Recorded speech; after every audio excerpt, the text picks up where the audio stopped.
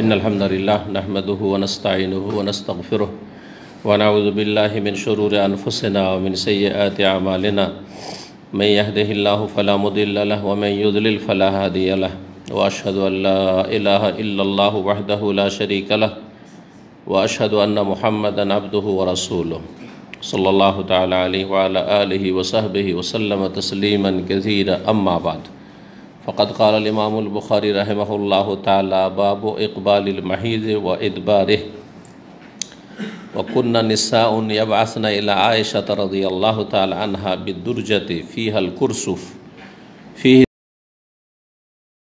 السفرة فتقول لا تجلن حتى ترين القصة البيضاء تريد بذلك الطهر من الحيضة وبلغ ابنة زيد بن ثابت أن نساء يدعون بالمصابيح من جوف الليل ينظر إلى الطهر فقالت ما كان النساء يصنعن هذا وعابت عليهن সম্মানিত দ্বীনী ভাতৃমণ্ডলী, আল্লাহ রাব্বুল আলামিনের প্রশংসা এবং রাসূলুল্লাহ সাল্লাল্লাহু আলাইহি সাল্লামের উপর সালাত ও সালামের পরে আজ জুমাবার 3রা সফর 1443 হিজরি মোতাবেক 10ই সেপ্টেম্বর 2021 আমাদের ধারাবাহিক আলোচনা সহিহুল বুখারীর হাইজের পর্ব নম্বর 5। ইমাম বুখারী রাহিমাহুল্লাহ অধ্যায় নম্বর হচ্ছে 19। বলছেন বাবু ইকবালিল মাহিজ ওয়া ইদবারিহি। এই অধ্যায় হচ্ছে মাসিকের শুরু এবং শেষ সম্পর্কে। মাসিকের বা হাইজের শুরু এবং শেষ, কখন শুরু ধরবো যে হাইজ মাসিক শুরু হয়েছে আর কখন শেষ হয়েছে বুঝতে পারবো, এ বিষয়ে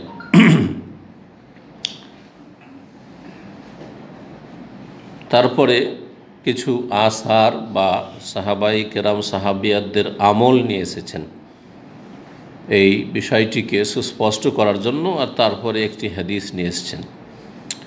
বলছেন অকুন্না নিসা আনিয়াবাসনা ইলা আয়েশাতা,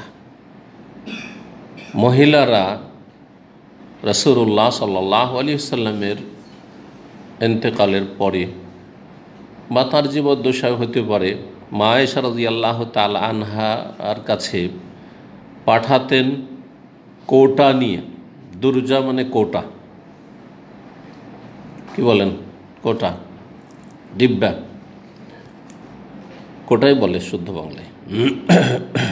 তো কোটা পাঠাইতেন ফিহাল কুরসুফ, যাতে তুলো থাকতো। কুরসুফ তুলোকে বলা হয়। ফিহে সুফরা, সেই তুলো দিয়ে পরীক্ষা করতেন ওই মহিলারা মাসিক শেষ হইল কি না এই বিষয়টি। তো ওই তুলো হলুদ বর্ণ থাকত, তুলোতে হলুদ রং থাকতো। বলার উদ্দেশ্যে যে এই হলুদ বর্ণ হলে এখন পাক হয়েছে কিনা। মাসিক ঋতু কালো রক্ত, সাধারণত কালো হয়, আবার তাজা রক্তের মতো হইতে পারে, স্পষ্ট হইতে পারে কারো কারো ক্ষেত্রে, কিন্তু অধিকাংশ ক্ষেত্রে মাসিকের রক্তের রং হচ্ছে কালো বা কালো ভাব। কিন্তু যখন হলুদ হয়ে আসতো তুলোতে, সেটা পরীক্ষার জন্য কোটাতে করে পাঠাতেন।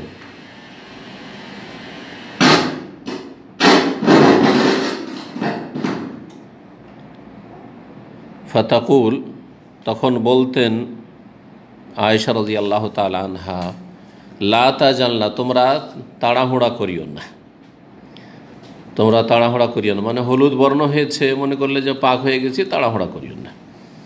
হাত্তা তারাইনাল কাসসাতাল বাইদা, যতক্ষণ পর্যন্ত সাদা পরিষ্কার পানি না দেখবে। আল কাসসা আল বাইদা, বাইদা সাদা পরিষ্কার পরিচ্ছন্ন, আর কাসসা হচ্ছে যে লজ্জাস্থানের পানি, সেটা সাদা রঙের না দেখবে। তার মানে পুরোপুরি যখন সাদা না হয়ে গেছে ততক্ষণ পর্যন্ত তোমরা তাড়াহুড়া করবে না যে হলুদ হয়েছে সুতরাং পাক হয়ে গেছে। আল কাসাতুল বাইজা, সাদা পরিষ্কার পরিচ্ছন্ন পানি বলতে কি বুঝিয়েছেন আয়েশা রাদিয়াল্লাহু তাআলা আনহা বলছেন, তরিদু বিযালিকা তুহুর মিনাল হাইজা, উদ্দেশ্য তার হচ্ছে মাসিক থেকে পবিত্রতা। সাদা পরিষ্কার পরিচ্ছন্ন পানি যদি দেখে তার মানে মাসিক থেকে পাক পবিত্র হয়ে গেছে নিশ্চিত। হলুদ বর্ণ অথবা মেটলে রং সম্পর্কে একটি অধ্যায় এবং হাদিস আসছে, অধ্যায় নম্বর 25। এখন আমরা 19-এ আছি, আজকে আলোচনা আসুন। হলুদ বর্ণ যদি হয় অথবা মেটলে রং, মাটির রং, মাটি রং যদি হয় তাহলে সেটা কি? মাসিকের দিনগুলি পার হওয়ার পরে যদি হয় তাহলে সেটা মাসিক নয়। অর্থাৎ মাসিকের অভ্যাস আছে 7 দিন, 7 দিন পরে 8 দিনের দিন, 9 দিনের দিন তখন মেটলে রং অথবা হলুদ রঙের কিছু বের হচ্ছে, তাহলে সেটা মাসিক নয়।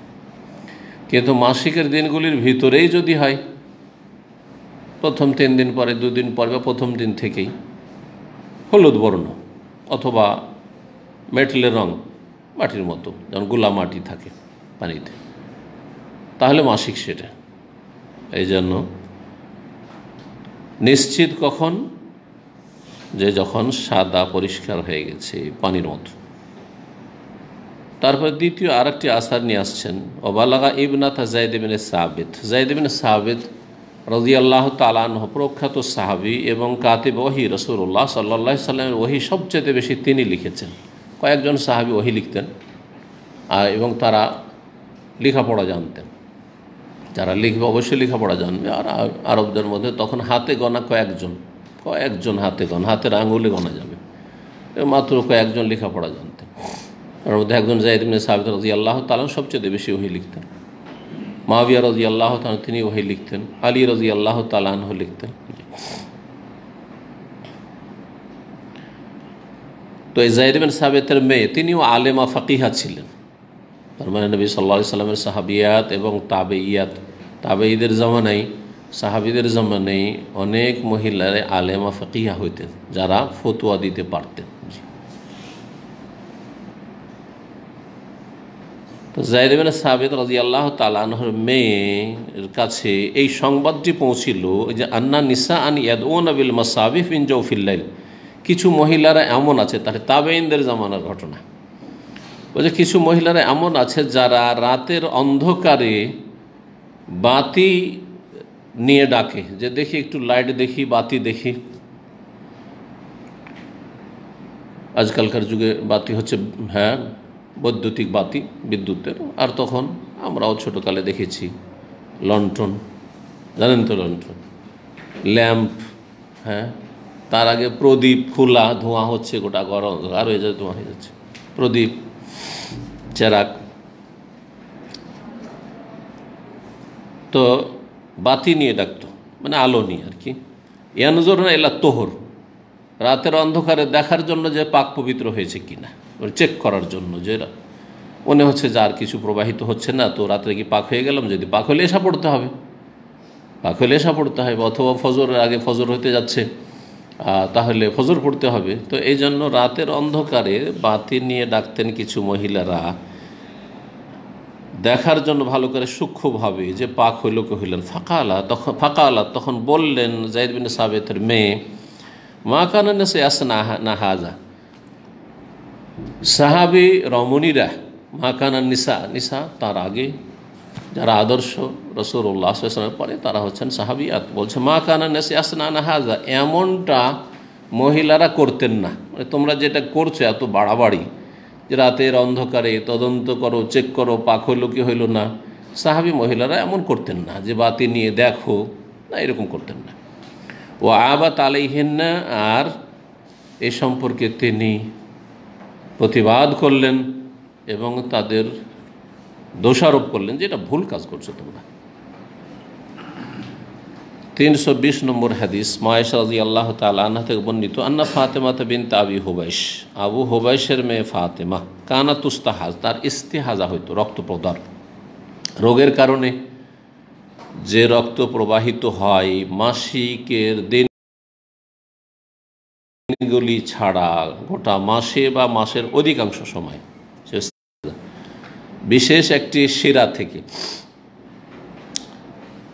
নবী করিম সাল্লাল্লাহু আলাইহি সাল্লামকে জিজ্ঞেস করলেন ফাতেমা, বললেন তখন রাসূলুল্লাহ সাল্লাল্লাহু আলাইহি ওয়াসাল্লাম উত্তরে কি জিজ্ঞেস করলেন যে আমার এরকম প্রচণ্ড রক্ত প্রবাহিত হচ্ছে, তো এটা তো মাসিক নয়, তো আমি করব কি এখন? মাসলা কি এই ক্ষেত্রে? বললেন যালিকা ইরকুন, এটা তোমার মাসিক নয়। যালিকা ইরকুন মানে যালিকা দামু ইরকিন, এটি হচ্ছে বিশেষ সেরার রক্ত, বিশেষ সেরা থেকে প্রবাহিত রক্ত। ওয়ালাইসাত বিল হায়জা, এটি মাসিক নয়। মাসিক যে রেহেম জরায়ু রয়েছে, জরায়ুর গভীর স্থান থেকে নির্গত হয় পক্ষান্তরে, যেটা রোগের কারণে ইস্তেহাজা হয় সেটা জরায়ুর মুখের দিকেই একটি শিরা রয়েছে যেটির নাম আরবিতে আজেল। সেই শিরাটির প্রদাহ বা ইনফেকশন, ফেটে যাওয়া, শয়তানের আঘাত, অন্য হাদিসে আসছে, এর আগে হাদিসে এসছে যে শয়তানের আঘাত, শয়তান মুমিন মুসলিমদের, ভালো মানুষের শারীরিকভাবেও ক্ষতি করার চেষ্টা করে, মানসিকভাবে ক্ষতি করার চেষ্টা করে, তার আগে দিনের ব্যাপারে বেশি ক্ষতি করার চেষ্টা করে। কারণ দিন যদি শয়তান ধ্বংস করে দিতে পারে তাহলে দুনিয়া আখিরাত সব ধ্বংস করতে পারল। সবচাইতে খুশি হয় কারো যদি ধর্ম ধ্বংস করে দিতে পারে, কাউকে দিয়ে শিরক করাতে পারে, কাউকে নাস্তিক বানাইতে পারে, কাউকে মাজার পূজারি বানাইতে পারে, কাউকে বিদাতি, ধর্মের রঙে রঞ্জিত হয়ে নেকির আশায় বিদাত করছে, শিরক করছে, তার সবচেয়ে বড় গুমরাহি। কারণ এরা সাধারণত হেদায়েত হতে চায় না, কারণ ও বুঝছে যে আমি বেশি ঠিক করছি, তোমরাই ভুল করছো। যে মাজার পূজা করে, যে পীর মুরিদের ব্যবসা করে, অথবা যারা মিলাদ করে, তারাকে হেদায়েত করাটা খুবই জটিল, যতক্ষণ পর্যন্ত সে নিশ্চিত না হয়েছে আর একটু নিরপেক্ষ ঠান্ডা মেজাজে বোঝার চেষ্টা না করেছে। কারণ ও তো আপনাকে গুমরাহ মনে করছে যে আপনি মিলাদ করেন না, আপনি মাজারে যান না, আপনি পীরের মুরিদ হন না, আর ওরাই হেদায়েতে, ওরাই জান্নাতের পথে আছে। ও তো মনে করছে ওইটাই কিবলা, তাহলে ওকে কী করে আর কি ওই কিবলা থেকে ফিরাবেন? কিন্তু যে চোর চুরি করছে, ও তো জানছে যে এটা আমার কিবলা নয়, আসলে ভুল পথে আছে। ডাকাতি করছে, বেমানি করছে, আত্মসাৎ করছে, লুটপাট করে খাচ্ছে, সব জানছে যেগুলো অপরাধ। সুতরাং এই শ্রেণীর লোকের যদি পরকাল সম্পর্কে একটু চিন্তাশীল হয়ে যেতে পারে, তারা তো সহজে হেদায়েত হবে। কিন্তু শর্ত হচ্ছে পরকাল সম্পর্কে চিন্তাশীল হয়। বাস্তবে হেদায়েত হয় না কেন? চোর, ডাকাত, বেঈমান, আত্মসাৎকারী, তারপরে এই যে বিভিন্ন পাপে জড়িয়ে আছে, জেনাকারী, খুনি, হেদায়েত হয় না ইল্লা মাশাআল্লাহ, যাকে আল্লাহ চাইছেন কিছু হচ্ছে। অধিকাংশ হেদায়েত হয় না। এর পিছনে কারণ কিন্তু একটি, সেটা ধর্মীয় আবেগ নয়, সেটা হচ্ছে সে পাশবিক জীবনযাপন করে পশুর মতো। সে জানে না যে আমি একজন মানুষ আর পশুতে পার্থক্য রয়েছে। পশুর মতো তাকে আল্লাহ কেন সৃষ্টি করেছেন, আল্লাহ যে তার সৃষ্টিকর্তা, আল্লাহ যে তার উপর হক রয়েছে, এবং মরণের পরে যে স্থায়ী একটা জগৎ রয়েছে, সেখানে জান্নাত জাহান্নাম রয়েছে, এসব বিশ্বাস নেই। আসলে এসব বিশ্বাস একেবারে নেই, অথবা থাকলেও নামে মাত্র জন্মসূত্রে মুসলিম হিসাবে বিশ্বাস আছে, কিন্তু শয়তান এমনভাবে তার ওপর আধিপত্য কায়েম করেছে যে সেখান থেকে বেরিয়ে আসতে পারে না, যার ফলে হেদায়েত হয় না। কিন্তু একটু যদি মগজে টনক পড়ে যে না আমি ভুল করছি, এই অবস্থায় যদি মারা যায় তো আমাকে তো জাহান্নামে যেতে হবে, সাথে সাথে চোর, ডাকাত, যত বেঈমান সব হেদায়েত হবে। কিন্তু বেদাতি সহজে হেদায়েত হয় না। যেন বেদাতি মাদ্রাসার পড়াগুলো হেদায়েত হয় না, জানলে শিক্ষিত অনেকে হেদায়েত হচ্ছে। এর পেছনে কারণ এটি, বেদাতি মাদ্রাসায় পড়ে তার মধ্যে এত বেশি অহংকার কাজ করছে যে সে না বুঝলে মনে করে আমি অনেক বুঝি, যার ফলে হেদায়েত হয় না। আর সে মনে করে যে আমি হেদায়েত আছি আর তোমরাই গুমরাহিত আছো, যার ফলে হেদায়েত হয় না। তো মা আয়েশা রাদিয়াল্লাহু তাআলা আনহা থেকে এই হাদিস বর্ণিত, ফাতেমা বিনত আবি হুবাইসের কি হতো, ইস্তেহাজা হইতো। নবী সাল্লাল্লাহু আলাইহি ওয়াসাল্লামকে জিজ্ঞেস করলেন, তখন নবী সাল্লাল্লাহু আলাইহি ওয়াসাল্লাম বললেন যে এটি একটি বিশেষ শিরার রক্ত বা শিরা থেকে প্রবাহিত রক্ত। ওয়ালাইসাত বিল হায়জা, মাসিক ঋতু না। ফাইজা আকবালাতিল হায়জা, এখন হুকুম কি করবে যদি ইস্তেহাজা হয়, অতিরিক্ত রক্ত ক্ষরণ হয় বা রক্ত প্রবাহিত হয়। যখন মাসিক আসবে, ফাদাইস সালাত, তখন সালাত ছেড়ে দাও, নামাজ পড়বে না। সালাত ছেড়ে দিতে হবে, সালাতের কাজা নেই, সালাতের কাজা নেই। জি, কেউ যদি সালাতের কাজা করে সে বাড়াবাড়ি করলো, চরমপন্থা অবলম্বন করলো, এটি খারেজিদের লক্ষণ। সামনে হাদিস আসছে। চরমপন্থী হওয়া, ধর্মকর্ম করতে গিয়ে চরমপন্থী হওয়া, এটি হচ্ছে জঙ্গিদের লক্ষণ, এটি হচ্ছে সন্ত্রাসীদের লক্ষণ, এটি হচ্ছে খারেজিদের লক্ষণ। পুরাতন নাম তাদের খারেজি।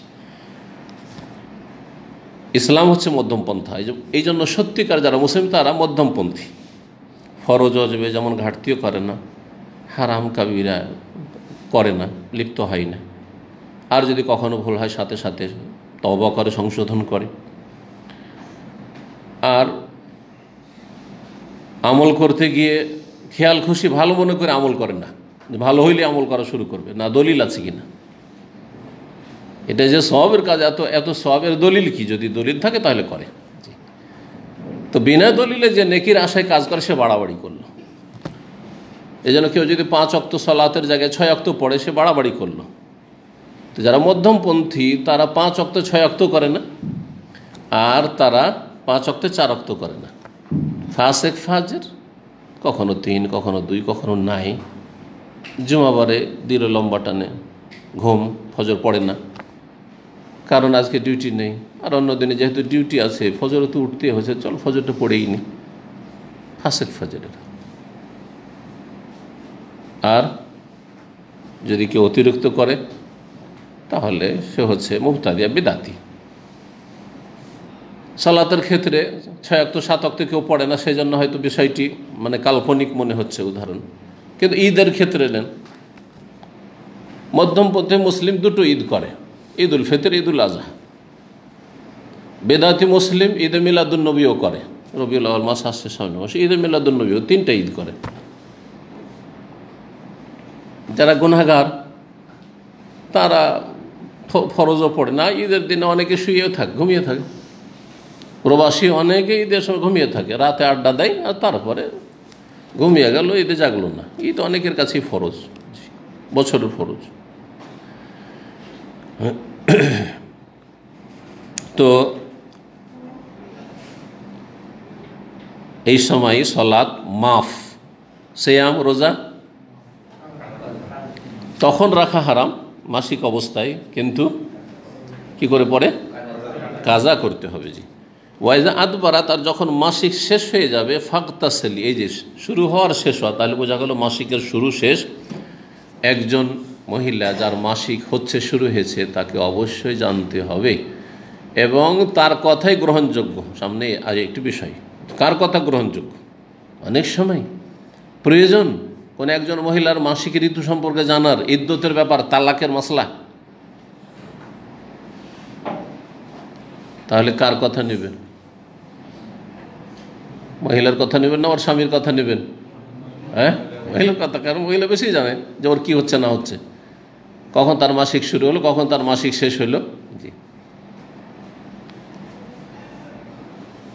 ওয়াইজা আদবারাত, যখন মাসিক শেষ হয়ে যাবে, ফাকতাসিলি, গোসল করে নাও, ওয়াসাল্লি, সলাত আদায় করো। তারপরে সলাত, গোসল করে সলাত আদায় করতে, গোসল করে সহবাস। গোসলের আগে কি করা যাবে? সহর করা যাবে, সাহরি খাওয়া যাবে। ধর রোজা ধরবে কেউ, নাপাক অবস্থায় সাহরি খাওয়া যাবে, কোনো অসুবিধা নেই। কিন্তু গোসল কিসের জন্য করতে হবে? ফজরের সলাতের জন্য। এই ক্ষেত্রে স্পষ্ট দলিল রয়েছে জানাবাতের ক্ষেত্রে, মানে সহবাসের গোসল বা স্বপ্নদোষ। কারো স্বপ্নদোষ হয়েছে, এখন যদি গোসল করতে যায় তো সাহরি খেতে পাবে না, তাহলে কি করবে? সাহরি খেয়ে নেবে। তারপরে আজান হয়ে গেল, আজানের পরে গোসল করলো, গোসল করে হ্যাঁ সালাতে যাবে, নামাজ পড়তে যাবে। এক্ষেত্রে অবকাশ আছে।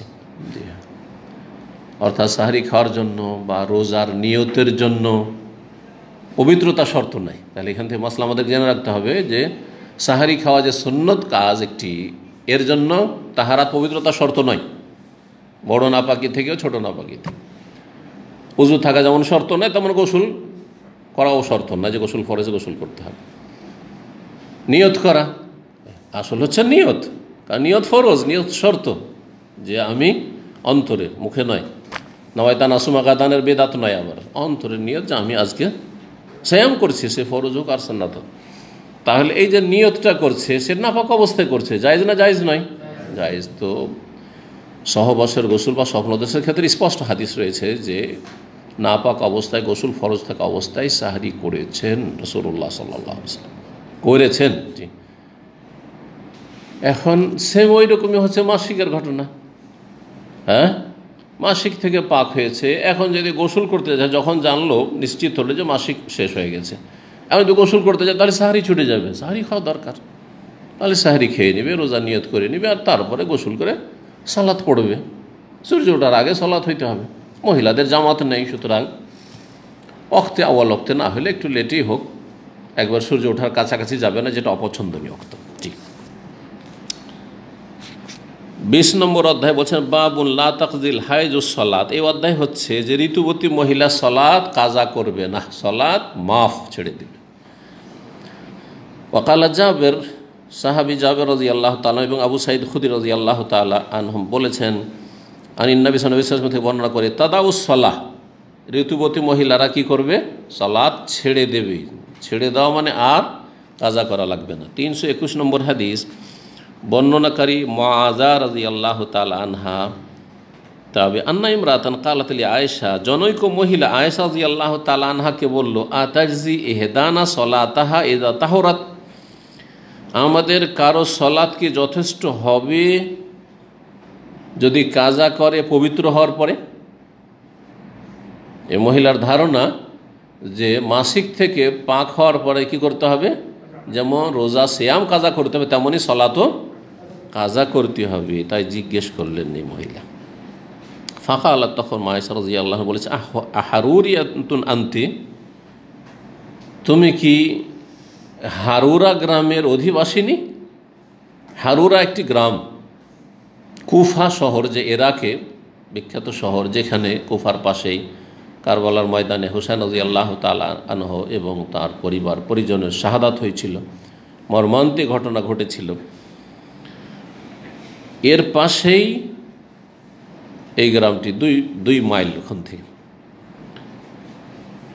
কুফা রাজধানী ছিল আলী রাদিয়াল্লাহু তাআলা আনহু আমলে। মদিনা থেকে তিনি রাজধানী কুফায় নিয়ে চলে গেছিলেন। দেখলেন যে আমার অনুসারী বা আমাকে যারা চায়, আমার যারা সমর্থক, তারা সংখ্যাগরিষ্ঠ শক্তিশালী কুফায়। তখন তিনি তার ইজতিহাদে মদিনা থেকে চলে গেছিলেন কুফায়। ইজতিহাদগত বড় বড়দের যে ভুল হইতে পারে, ওলামারা বলেছেন এটা একটা বাস্তব, যে আলী রাদিয়াল্লাহু তাআলা আনহুর রাজধানী মদিনা থেকে কুফা নিয়ে যাওয়াটা ইজতিহাদে মানে সূক্ষ্ম হয়নি। মদিনা অন্য অন্য শহরের চাইতে, অন্য অন্য দেশে এলাকার চাইতে অনেকটা ফিতনামুক্ত। যে আশায় গিয়েছিলেন সেখানে তারাই কিন্তু চরম গাদ্দারি করেছে। সেখান থেকে খারেজি জঙ্গি চরমপন্থীদের ফিতনা জন্মেছে, আর তাদের হাতে তিনি নিহত হয়েছেন, শহীদ হয়েছেন রাদিয়াল্লাহু তাআলা আনহু। এবং সেখান থেকে রাফেজি শিয়ারা জন্মেছে, যারা নিজেরাই আলী রাদিয়াল্লাহু তাআলার ছেলে হুসাইন রাদিয়াল্লাহু তাআলা আনহুকে, হাসানকে, সবকে শহীদ করেছে, মেরেছে, আর তারপরে তাদের উপর মাতমও করতে আছে। ফিতনার জায়গা ইরাক, আরজুল ফিতান, আল্লাহ হেফাজত করে। তো মা আয়েশা রাদিয়াল্লাহু তাআলা বলছে, আহারুরিয়াতুন আনতি, তুমি কি হারুরি নাকি? হারুরি যেই দেশের বা যেই শহরের যে হয়, ওর সাথে সম্পৃক্ত করা হয় এইভাবে। জি, মুজাক্কার পুরুষ হলে হারুরি, আর মহিলা হলে হারুরিয়া। যেমন আপনাকে কি বলবে যে আপনি বাংলাদেশি নাকি, বলবে না আন্তা বাংলাদেশি। একজন মহিলা হয় তাহলে আন্তে বাংলাদেশি ইয়া, ঠিক না? ঠিক ওই রকম হারুরিয়া, তুমি কি হারুরা গ্রামের মহিলা নাকি, সেখানকার বাসিন্দা নাকি? কেন বললেন এই কথা? এই জন্য বললেন যে আলী রাদিয়াল্লাহু তাআলা আনহু যখন মুআবিয়া রাদিয়াল্লাহু তাআলার সাথে মীমাংসার সিদ্ধান্ত নিলেন, মীমাংসায় উপনীত হলেন, একমত হলেন যে আমাদের এই দ্বন্দ্বগুলি শেষ, কিন্তু তৃতীয় একটা মুনাফিক পক্ষ ছিল, সাবাই শক্তি, যারা চাইছিল না যে এটা হোক। সবসময় তারা ফিতনা লাগাই দিতে গেছে। আপনার অন্তর সাফ আর এর অন্তর সাফ, কিন্তু দুইজন মিলতে দিতে চাই না, তৃতীয় একটা পক্ষ আছে। এটা যুগে যুগে এই মুনাফিকই কাজ করেছে। এই মুনাফিক ইহুদি থেকেও আসতে পারে, সে খ্রিস্টান থেকে আসতে পারে, সে অন্য কোনো মুশরিক কাফের থেকেও আসতে পারে। জি, যেন মক্কার মুনাফিক, মদিনার মুনাফিকরা ছিল, তারা মুশরিক পত্তলিক বংশ থেকে এসেছিল। কিন্তু এই আবদুল্লাহ বিন সাবা সে ইহুদি, এমন দেশের ইহুদি ছিল। এই সাবাই শক্তি খুব কাজ করেছে ইসলাম মুসলিমদেরকে ধ্বংস করে দেওয়ার জন্য, মুসলিমদের সাথে লড়িয়ে দেওয়ার জন্য। জি, তখন মানুষ সঠিক সিদ্ধান্তে আসতে পারে না যে হচ্ছেটা কি, বোঝা যায় না তো। কারণ ভিতর যে কলকাঠি নড়াচ্ছে তাকে চেনা যায় না তো, আত্মগোপন করে আছে। যারা বাহ্যিক দেখছেন না এরই দোষ, হয়তো কেউ বলছেন না ওর দোষ, এর উপর দোষটা পাচ্ছে, ওর উপর দোষটা পাচ্ছে, কিন্তু এও দোষী না বেছে, এও দোষী না, মাঝখান থেকে দুজনকে লড়াচ্ছে আর কেউ, তাদেরকে ধরা যাচ্ছে না। এরকমটা হয়েছে। প্রথম যখন তাদের মীমাংসা হয়ে গেল, তখন একটি দল সিফফিনের যুদ্ধ থেকে বেরিয়ে গেল, বিদ্রোহ ঘোষণা করল, এবং তারা আলী রাদিয়াল্লাহু তাআলার দল থেকে বেরিয়ে গেল। বেরিয়ে যাওয়ার পরে হারুরা নামক গ্রামে তারা বসবাস শুরু করলো, বা হারুরা গ্রামেরই লোক ছিল, সেখানকার লোক ছিল। আর অন্যান্য যারা খারেজি বিদ্রোহী ছিল তারা তাদের সঙ্গ দিল। এই কুফা থেকে 2 মাইল দূরে তারা এই গ্রামে বসবাস করত প্রথম যুগের খারেজি জঙ্গিরা। ইসলামের 1400 বছর ইতিহাসে প্রথম জঙ্গিদের বাসস্থান হচ্ছে, গ্রাম হচ্ছে এই হারুরা। আর তারপরে তারা যুদ্ধের ঘোষণা করলো আলী রাদিয়াল্লাহুর বিরুদ্ধে। কাফের ফতোয়া দিল যে আলী রাদিয়াল্লাহু কাফের হয়ে গেছে, মুআবিয়াও কাফের হয়ে গেছে। যারা এই মীমাংসায় একমত হয়েছে তারা কি করেছে, কুফরি কাজ করেছে, কাফের হয়ে গেছে। কারণ তারা তৃতীয় পক্ষের বিচার মেনেছিল সালিসের জন্য। বুঝলি, ইনিল হুকমু ইল্লা লিল্লাহ। কোরআন দিয়েও যে গুমরাহ হয় মানুষ, জঙ্গিরা কিন্তু কোরআন দিয়ে গুমরাহ হয়েছে। নাস্তিকদেরও তো গুমরাহ না যে কোরআন মানি না বলে গুমরাহ, কোরআন দিয়ে গুমরাহ। আল্লাহ বলছে লড়াই করতে, বসে আছো কি কাজে? হ্যাঁ, লড়াই করে তোমাকে বলেছে না সরকারকে বলেছে? আর সবসময় লড়াই মারামারি করতে বলেছে না প্রয়োজন হইলে বলেছে? সে বিষয় বুঝার আছে। তারপর ক্ষমতা থাকলে বলেছে না, ক্ষমতা থাকা না তো বিড়াল হাতির সাথে লড়াই শুরু করে দাও, হয়ে আছেন বিড়াল আর আপনি হাতির সাথে লড়াই শুরু করে দেবেন, এটা বলেছে? তো এসব বিষয়গুলি কে বুঝবে? আলেম বুঝবে, কিন্তু এই জঙ্গিরা তো বুঝে না। আল্লাহ লড়াই করতে বলেছে, বোঝা গেছে?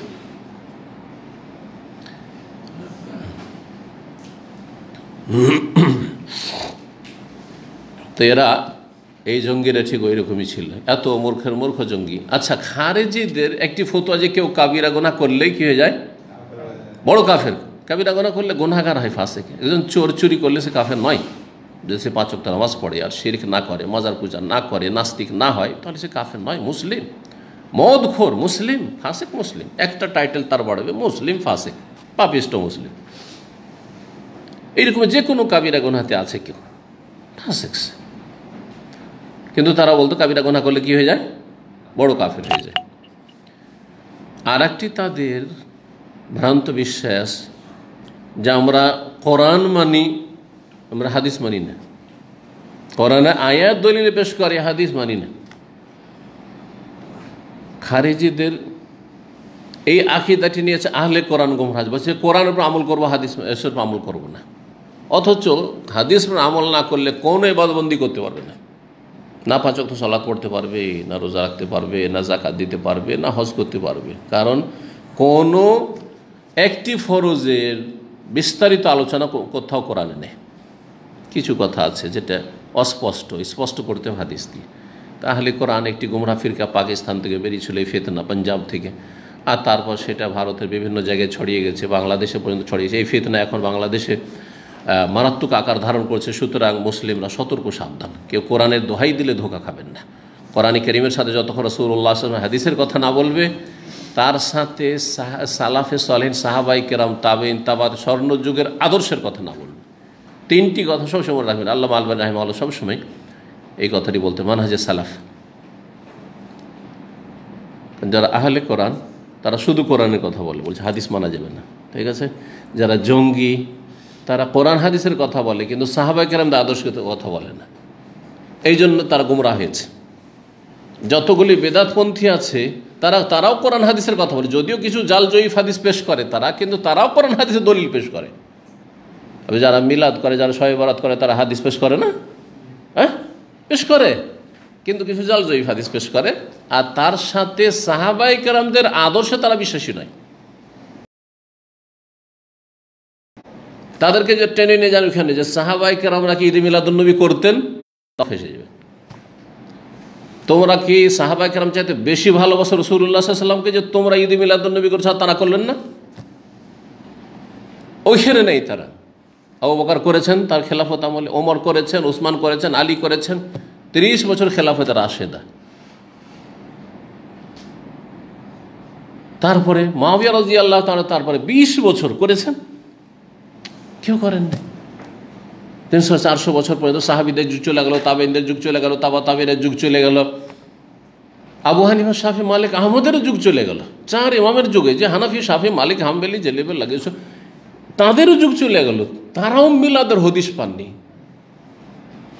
400-500 বছর পরে শুরু হচ্ছে এই মিলাদুন্নবী জন্মবার্ষিকী পালন করা।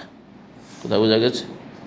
নবী সাল্লাল্লাহু আলাইহি ওয়াসাল্লামের জন্মবার্ষিকী শুরু হলো প্রথম, আর তারপরে তখন ঘরে ঘরে বাপের জন্মবার্ষিকী, মৃত্যুবার্ষিকী, মায়ের জন্মবার্ষিকী, মৃত্যুবার্ষিকী, নেতার জন্মবার্ষিকী, মৃত্যুবার্ষিকী, আর তারপরে বিবাহ বার্ষিকী, ম্যারেজ ডে। এই সমস্ত ইহুদি নাসারদের ঘরে যতগুলি কুসংস্কার ছিল, বিজাতির সব সভ্যতা নিয়ে নিল, ইসলামকে বাদ দিয়ে দিল। এ হচ্ছে অবস্থা মুসলিম জাতির। তো এই হারুরি মানে খারেজি, এখানে হারুরি মানে কি? খারেজি। এই খারেজিরা হারুরা নামক গ্রামে তারা আস্তানা গেড়েছিল, আশ্রয় নিয়েছিল, এখানে জমা হয়েছিল। আর ওখান থেকে তারা যুদ্ধ চালাতো, আক্রমণ করত আলী রাদিয়াল্লাহু তাআলা এবং তার লোক যারা সাহাবায়ে কেরাম, তাবেঈন, তাদের উপর আক্রমণ করত। তাদের ফতোয়া যেহেতু কাফের হয়ে গেছে, কাফের ফতোয়া দিলে তখন রক্ত হালাল হয়ে যায়। কাফের ফতোয়া দিলে কি হয়ে যায়? রক্ত হালাল হয়ে যায়। রক্ত হালাল মানে মারো, মারলে কি জান্নাত পাবো। সেম আজকালকার জঙ্গিরা, নেতারা সব তাগুত হয়ে গেছে, কাফের ফতোয়া দিল তাগুত। যখন তাগুত হয়ে গেছে তাহলে রক্ত হালাল। রক্ত হালাল তাহলে নেতাকে কোথাও পায় যদি, তো হত্যা করবে। হত্যা করে কি করবে? ও জান্নাতে যাওয়ার আশা করে বসে আছে, অথচ জাহান্নামে যাবে ও। বুঝতে পেরেছেন? জি। আলী রাদিয়াল্লাহু তাআলা এক রাতে তারা ষড়যন্ত্র করলো। এক রাতে একজন দামেস্কে, শাম দেশে, সিরিয়া, যেখানে মুআবিয়া রাদিয়াল্লাহু আছেন, আর একজন মিসরে আমর ইবনে আস সেখানে আছেন, আর একজন কুফাতে ইরাকে যেখানে আলী রাদিয়াল্লাহু তাআলা আছেন, একই রাতে যুক্তি করে 3 খারেজি, এই 3 জন বড় তাগুত কাফের, নাউজুবিল্লাহ, 3 জনকে এক রাতে মারবো, তার জন্য অস্ত্র, ধারালো অস্ত্র 20 মাখে প্রস্তুত করে রেখেছে মারার জন্য। আলী রাদিয়াল্লাহু তাআলা আনহু ফজরের সালাতে ইমামতি করতে এসেছিলেন, ইবনে মুলজাম খারেজির হাতে শহীদ হয়ে গেলেন। আর 2 জনের একজন ঠান্ডার দিন ছিল, ফজরে আসেননি, বেঁচে গেলেন। আর একজনের ওপর আক্রমণ হইল, কিন্তু একটুতেই বেঁচে গেলেন, তার হায়াত ছিল, বেঁচে গেলেন। একই রাতে প্ল্যান বানিয়েছিল খারিজিরা, জঙ্গিরা যুগে যুগে এরকম প্ল্যান বানায় ভালো মানুষদের বিরুদ্ধে।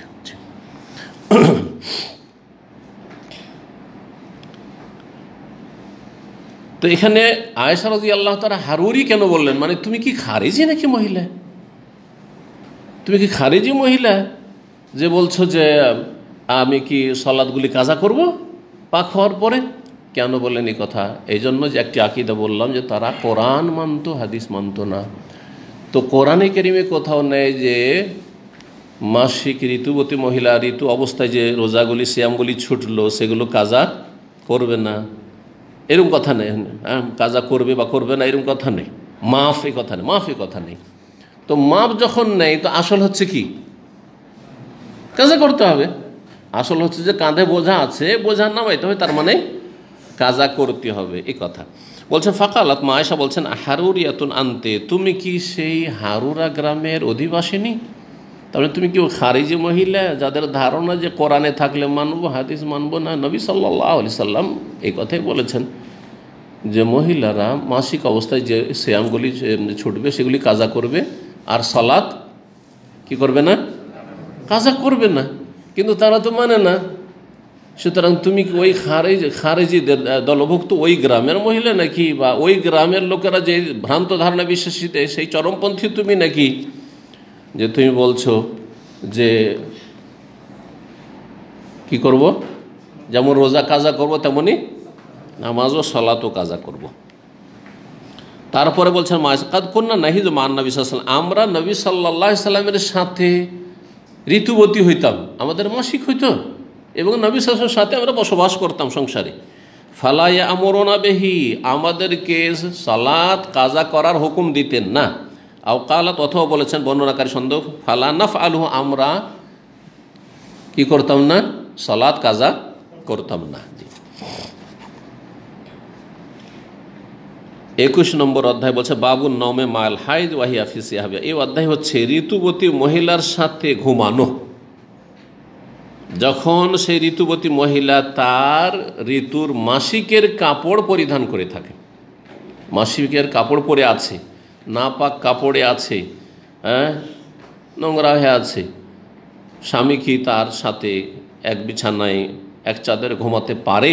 জায়েজ, জায়েজ, কোনো অসুবিধা নেই। বলছেন 322 নম্বর হাদিসে আবু সালমা রাদিয়াল্লাহু তাআলা বর্ণিত আন যায়নাবা ইবনাত আবি সালমা। এই আবু সালমা তাবেঈ, তিনি যায়নাব ইবনাত আবি সালমা, আবু সালমা সাহাবীর মেয়ে যায়নাব রাদিয়াল্লাহু তাআলা আনহুমা থেকে বর্ণনা করেছেন। হাদ্দাসাতহু, তিনি বর্ণনা করেছেন যে আন্না উম্মে সালমা, যায়নাব আবু সালমার মেয়ে আর উম্মে সালমা, তাহলে তার মা থেকে তিনি বর্ণনা করেছেন, যায়নাবের মা উম্মে সালমা, তার থেকে বর্ণনা করছেন উম্মে সালমা রাদিয়াল্লাহু তাআলা বলেছেন, উম্মে সালমা কে, নবী করিম সাল্লাল্লাহু আলাইহি ওয়াসাল্লামের সহধর্মিণী। জি, কালা, তিনি বলেন হিরতু ওয়া আনা মা নবী সাল্লাল্লাহু ফিল খামিলা, আমার মাসিক চলে আসলো যেই সময় আমি নবী সাল্লাল্লাহু আলাইহি ওয়াসাল্লামের সাথে একই চাদরে শুয়েছিলাম। ফান সালালতু, তখন চুপ করে আমি বেরিয়ে পড়লাম। ইনশাআল্লাহ মানে হচ্ছে চুপ করে বেরিয়ে যাওয়া, চুপি চুপি বেরিয়ে যাও। ফাখারাজতু মিনহা, বেরিয়ে পড়লাম। ফাখারাজতু সিয়াবাহাই জাতি, তারপরে আমার মাসিক অবস্থায় যে কাপড়গুলি ব্যবহার করি সেই কাপড় আমি নিলাম। ফালাবেস্তা, সেগুলি পরিধান করলাম। এই হাদিস থেকে বোঝা যায়, আর সামনে অধ্যায় আসছে যে মাসিক অবস্থার জন্য বিশেষ কাপড়, স্বতন্ত্র কাপড় রাখা, এটা সাহাবী মহিলাদের আমল ছিল। এটি অপচয় অপব্যয়ের অন্তর্ভুক্ত নয়। কেউ কথা বললে সেটি গ্রহণযোগ্য নয় যে ডবল ডবল কাপড় রাখবে একটা মাসিক অবস্থায়, শুধু মাসিক অবস্থায়, মাসে 5 দিন পরার জন্য, 7 দিন পরার জন্য। না না না, এটা অপচয়, না না অপচয় না। কারণ অভাবের যুগে কত অভাব ছিল সেই জামানায়, তখনও মাসিকের জন্য স্পেশাল কিছু কাপড় রাখতেন, যদিও আজকাল হয়তো রাখে না, কারণ কাপড়ের অভাব নেই সেই জন্য। কিন্তু যখন কাপড়ের অভাব, দুটো কাপড়, একটা পাক পবিত্র সালাত আদায়ের জন্য বা পাক অবস্থায় পরার জন্য, আর একটা হচ্ছে না পাক অবস্থায় পরার জন্য, সেটা পুরনো কাপড়গুলো মাসিক অবস্থায় পরিধান করলো। তো বলছেন যে আমি আমার কাপড় নিলাম আর পরিধান করে নিলাম মাসিকের কাপড়। ফাকাল আলী রাসূলুল্লাহ, তখন রাসূল বললেন যে আনফাসতে, কি তোমার কি মাসিক চলে এসছেন নাকি? মাসিককে নেফাসও বলা হয়।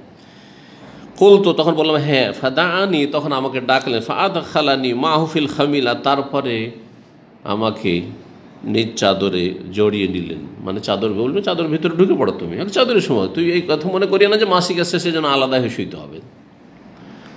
জি, এইসব কথা যদি না জানা থাকতো তাহলে আজকাল অনেক সময় বলতে পারে না না না না, মাসিক অবস্থায় তোমার অধিকার নেই আমার পাশে শোয়ার। হ্যাঁ, অথবা মহিলা বলতো যে আমি মাসিক অবস্থা আছি, তোমার পাশে আমি শুবো না, ঠিক না? তো বিষয়গুলি মনে হচ্ছে যে এগুলি এমন কি জিনিস জানার কি বা প্রয়োজন, কিন্তু জরুরি জানা এগুলো আছে। কারণ রাসূলুল্লাহ সাল্লাল্লাহু আলাইহি ওয়াসাল্লাম আমাদের জন্য আদর্শ, রাসূলুল্লাহ সাল্লাল্লাহু আলাইহি ওয়াসাল্লাম বিবিগণ আমাদের জন্য আদর্শ। জি, তারা মাসিক অবস্থায় একই চাদরে ঘুমিয়েছেন। অনেক সময় স্বামী স্ত্রীতে দ্বন্দ্ব হইতে পারে না, শোয়াশুয়ি নিয়ে হইতে পারে না, পারে না। এই দ্বন্দ্ব তালাক করে তো পৌঁছে দিতে পারে বাড়াবাড়ি করলে। একটা কথা দুটা কথা বলতে বলতে তো মানুষের ঝগড়া হয়। মহিলা বলছে আমি মাসিক অবস্থায় তোমার কাছে শুবো না, বলছে না আমাকে শুইতে হবে, যেন আমি শুবো না, কি না হইতে পারে, ঠিক না? অথবা পুরুষটা বলছে আমি শুইতে দেবো না তোমাকে, মাসিক অবস্থা, তুমি নাপাক অবস্থা, আমি শুধু দেবো না তোমাকে, যাও তুমি আলাদা বিছানা। আর কিছু মহিলা আছে, ও না, মহিলা মেলা রকমের আছে। কিছু মহিলা আছে যদি স্বামী একদিন শুইতে না দেয় বিছানায় তাহলে ওর কিয়ামত হয়ে যাবে। আর কিছু মহিলা আছে যদি শুইতে না দেয় বছরকে বছর ও কিছুই হবে না, ওর কিছু বাঁকাও হবে না। কথা বোঝা গেছে? এই জন্য আল্লাহ যে সোজা করতে বলেছেন মহিলাদেরকে বিভিন্ন পন্থায়, তার একটি স্তর কি, ওয়াল্লাতী তাখাফুনা নুশুজাহুন্না ফাইযুহুন্না, কোরআনের ভাষা আল্লাহ বলেছেন। যদি দেখো যে কোনো মহিলা বিরুদ্ধাচরণ করছে, স্বামীর অবাধ্য হয়ে যাচ্ছে, তাহলে হুট করে তালাক দিয়ে দেন না। প্রবাসে আছেন সৌদি আরবে, রাগ উঠলো, উল্টো পাল্টা কাজ করে, হ্যাঁ, নিজের মনে মনে চলে, হ্যাঁ, যা ইচ্ছা তাই করে, যা ইচ্ছা তাই বলে, যা তালাক তালাক তালাক। না না না, এটা সমাধান না, এটা কোরআনি শিক্ষা নাই। কোরআন পড়ুন এবং বুঝুন আর আমল করুন কোরআন সুন্নাহর উপর। ফাইযুহুন্না, প্রথম বুঝাও, ওয়াজ করো, উপদেশ দাও, আল্লাহ বলেছেন। ফাইযুহুন্না 1 নম্বর। 2 নম্বর কি, ওয়াহজুরহুন্না ফিল মাযাজি, বিছানা আলাদা করে দাও, বিছানা আলাদা করে দাও। কিন্তু অনেক পরিবারের খবর পাই, আমাদের কাছে তো সমস্যা হলে আসতে হয় মানুষকে, সুতরাং বলতে হয়, উপায় তো নাই।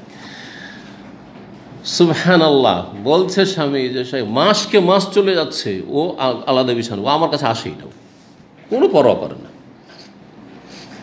জি, আবার কোনো কোনো মহিলাকে এক রাতে সোজা করা যাবে, ওকে মেরে সোজা করতে পারবে না, কিন্তু একটা রাত বিছানা আসতে দেবো না, অতি সোজা হয়ে যাবে। ওয়াহজুরহুন্না ফিল মাযাজি। 3 নম্বরে আল্লাহ বলছেন, ওতেও যদি না হয় বিছানা আলাদা করে, মাসকে মাস, 2 মাস, 3 মাস চলে যাচ্ছে, ও আলাদা বিছানা, ও ঘরেই আসে না, খায় দেয় বাস থাকে ঘরে, তাহলে এভাবে কি সংসার চলে নাকি? তো কী করতে হবে? ওয়াদরিবুহুন্না, হালকা মারো। যে হালকা মারার জন্য কোনো কোরআনে হালকা নেই, কিন্তু হাদিসে ওর ব্যাখ্যা রয়েছে।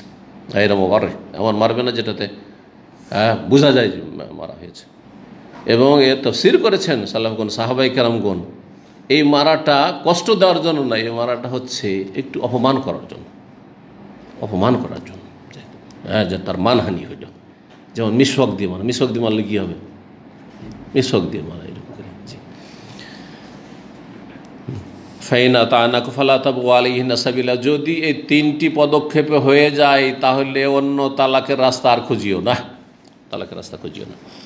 তো চলেন এগিয়ে যাই। বলছেন কি, চাদরে জড়িয়ে নিলে। খালাত ওয়াহাদ্দাসাতনি, আমাকে বয়ান করেছেন তিনি। আর একটি বিষয়, জাইনাব বলছেন যে তার মা বর্ণনা করেছে, তার মা মেয়ের সামনে এই বিষয়গুলি বর্ণনা, দিনের বিষয় যেহেতু, লজ্জা করতেন না। এসব বিষয়ে অনেকে লজ্জা করে। আমাদের দেশের মহিলারা মা মেয়েকে মাসিক বিষয় সম্পর্কে শিখাতে লজ্জা করে। তখন কি বলে, বোন থাকলে বোনকে দিয়ে, হ্যাঁ, ভাবি থাকলে ভাবিকে দিয়ে, হ্যাঁ, ওকে দিয়ে ওগুলো শিখায়। কিন্তু আসলে না, শরীয়তের ক্ষেত্রে এইসব হক, ইন্নাল্লাহ লা ইয়াস্তাহি মিনাল হক, হকের ক্ষেত্রে আল্লাহ লজ্জা করেন না। সুতরাং এগুলো অনেক জায়গায় আছে যে মেয়ের মাসিক হয়েছে, প্রথম কিছুই জানে না, শুধু মা আছে বাড়িতে, আপনি খুঁজে বেড়াবেন যে দেখি কোনো বান্ধবীকে দিই আর তাকে দিয়ে আমার মেয়েটাকে শিখায় নাকি? না না, এগুলো জাহাল, নিজে শিখাবেন, মা মেয়েকে শিখাবে। ও হাদ্দাসাতনি, আমাকে বর্ণনা করেছেন উম্মে সালমা রাদিয়াল্লাহু আনহা, আন্না নবী কানা ইউকাব্বিলুহু সাইম, নবী করিম সাল্লাল্লাহু আলাইহি সাল্লাম উম্মে সালমা রাদিয়াল্লাহু তাআলা আনহাকে চুমন দিতেন সিয়াম অবস্থায়।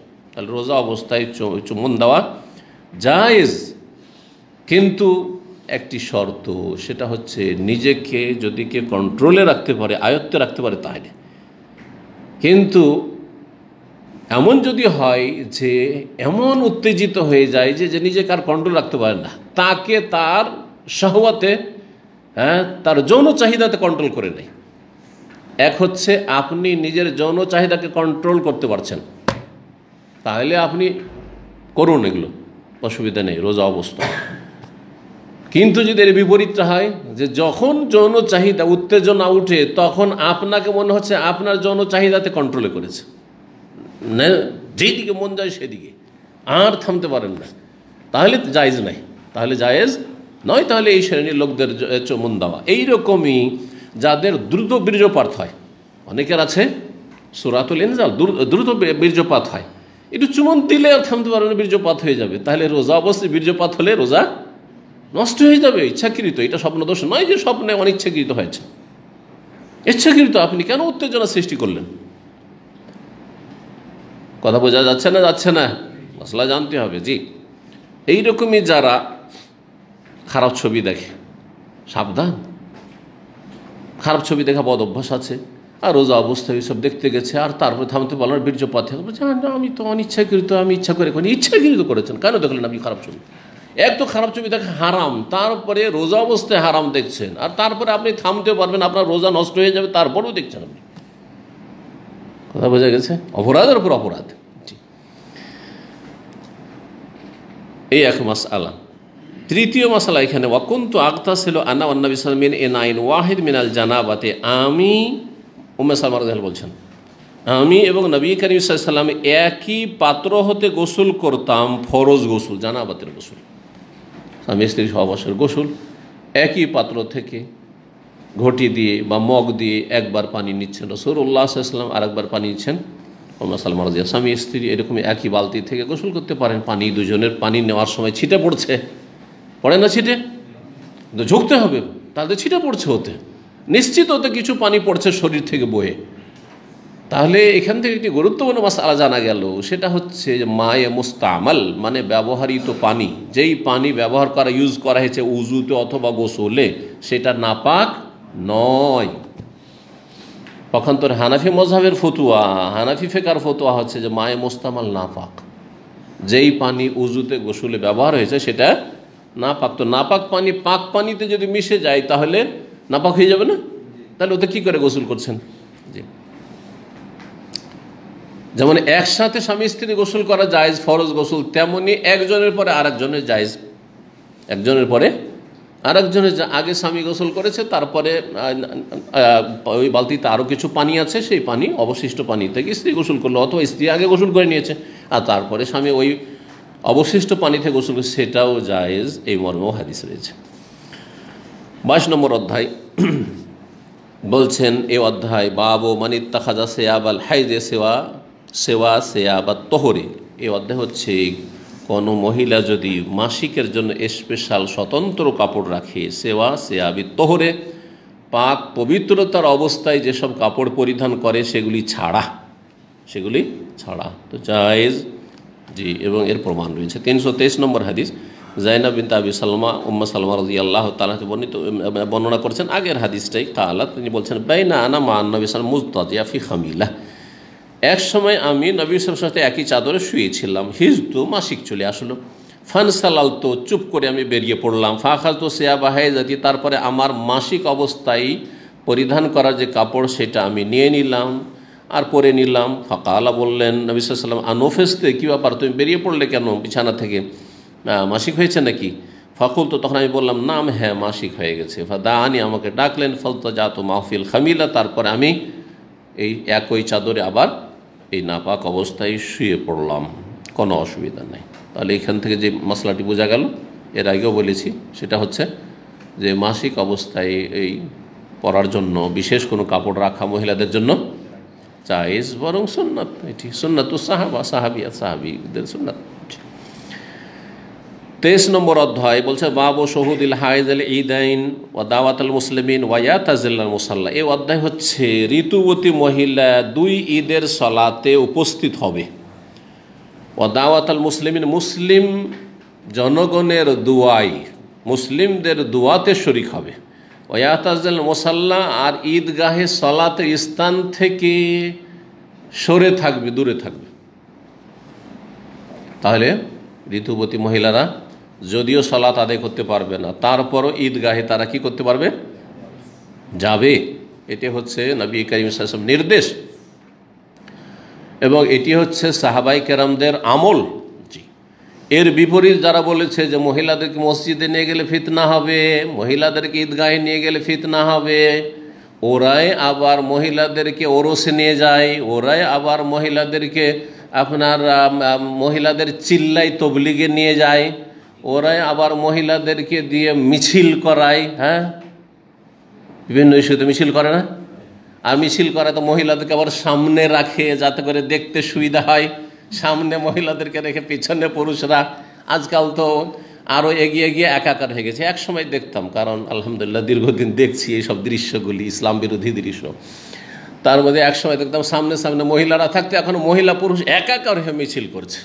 জি, কাঁধে কাঁধ মিলিয়ে আমরা লড়াই করব, এই লড়াই চলছে। জি, তো এসব কিছু করছে।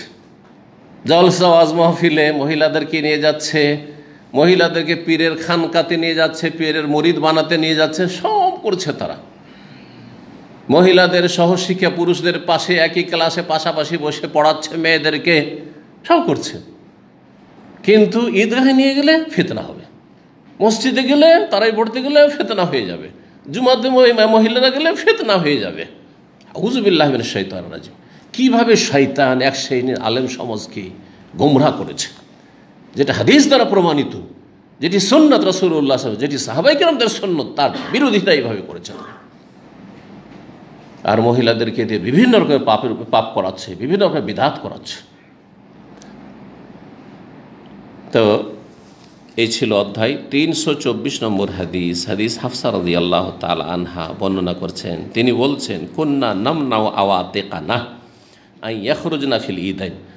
আমরা প্রথমত ইসলামের প্রথম দিকে আমরা বাধা দিতাম আমাদের যুবতীদেরকে আন ইয়াখরুজনা ফিল ঈদাইন, যে ঈদের সালাতে বেরোবে, ঈদুল ফিতর ঈদুল আযহা পড়তে যাবে যুবতী মহিলারা, আমরা বাধা দিতাম। বলছেন ফাকাদেমাত ইমরাতুন, জনৈক মহিলা আসলো, ফানাজালাত কাসরা বানি খালাফ, তারপরে বানু খালাফ বংশের মহল্লায় বা পল্লীতে সে অবস্থান করতে লাগলো। সে মহিলা কোথাও অন্য এলাকা থেকে আসলো, আর তার বানু খালাফ বংশ। আরবরা কিন্তু এক এক বংশ এক এক এলাকায় বাস করে, এক এক বংশ এক এক এলাকা। এখন শহরে বোঝা যায় না, সব একাকার হয়ে একই বিল্ডিংয়ে, কে দৌসরি থাকছে, কে জাহরানি, কে গামেদি, কে হারবি, আর কেউ বাঙালি, কেউ হিন্দি, পাকিস্তানি, সারা দুনিয়া থাকছে, ঠিক না? কিন্তু এক সময় ছিল, বরং আমাদের দিকেও দেখেছি আমরা, এক এক বংশ গ্রামে যে বাস করেছে, এক বংশ এক এলাকায়, হ্যাঁ, একাকার হয়ে থাকেনি। আর এক বংশ আবার ওইটা ওরা আর একটা গোত্র, আর একটা বংশ, ওরা আমাদের বংশের লোক না। তো মোটামুটি এক বংশ একই এলাকাতে বা এক জায়গায় গচ্ছিত বাস করতো। এটা হচ্ছে গ্রামীণ জীবন, যেটা এখন উঠে যাচ্ছে। কারণ এখন আর আত্মীয়দের সাথে সম্পর্ক নেই, এখন হচ্ছে পয়সার সম্পর্ক। যার কাছে পয়সা তার সাথে সম্পর্ক। পয়সা থাকলে পর আপন, আর পয়সা না থাকলে আপন রক্তের যারা নিজের ভাই বোন সব পর।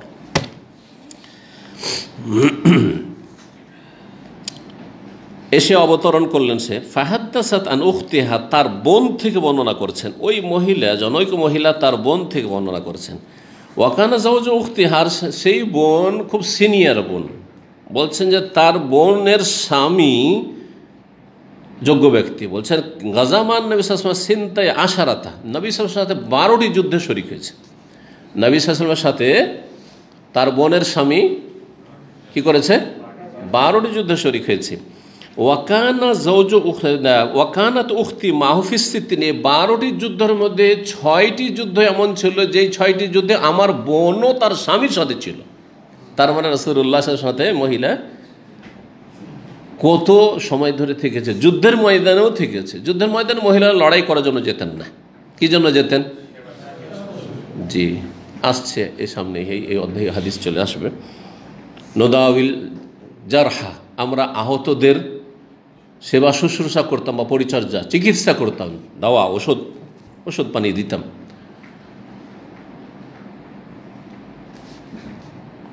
আর যারা অসুস্থ লোক তাদের পরিচর্যা করতেন, এই কাজগুলি করতেন। ওয়ানারুদ্দুল কাতলা, অন্যের বাইতে নারুদ্দুল কাতলা, আর যারা নিহত হয়ে গেছে সেগুলিকে, এখন পুরুষরা তো লড়াই করছে, অস্ত্র ধরে আছে, ওরা সময় পাচ্ছে না, তো যারা মারা গেছে, শহীদ হয়ে গেছে, ওদেরকে আমাদের দিকে নিয়ে আসতাম, যার লাশগুলো যেন মানহানি না হয়ে যায়, এই জন্য মুসলিমদের এলাকায় ট্রেনে নিয়ে চলে আসতাম আমরা, এই কাজ করতাম। তো 6 যুদ্ধে আমার বোন হাজির হয়েছেন তার স্বামীর সাথে। কালাত, আর আমার বোন বলেছেন, কুন্না নোদাবিল কালমাই, তো চলে আসো, কুন্না নোদাবিল কালমা ও নাকুমা আল মারদা। অন্য রিওয়ায়াতে রয়েছে কুন্না নোদাবিল জারহা। কালমা আর জারহা একই। জারাহা ইয়াজরাহু মানে হচ্ছে আহত হওয়া, জখম হওয়া, এই জন্য জুরহুন মানে হচ্ছে জখম, আর কালামা একলাম মানেও আহত হওয়া, জখম হওয়া। জি, কথাকে আরবি ভাষায় কি বলা হয় জানেন? কথা, কালিমা, কালাম। কালিমা আর কালাম, কালিমা একটা শব্দ আর কালাম হচ্ছে বাক্য। তো এখানে কিন্তু কাফ লাম মিম আছে।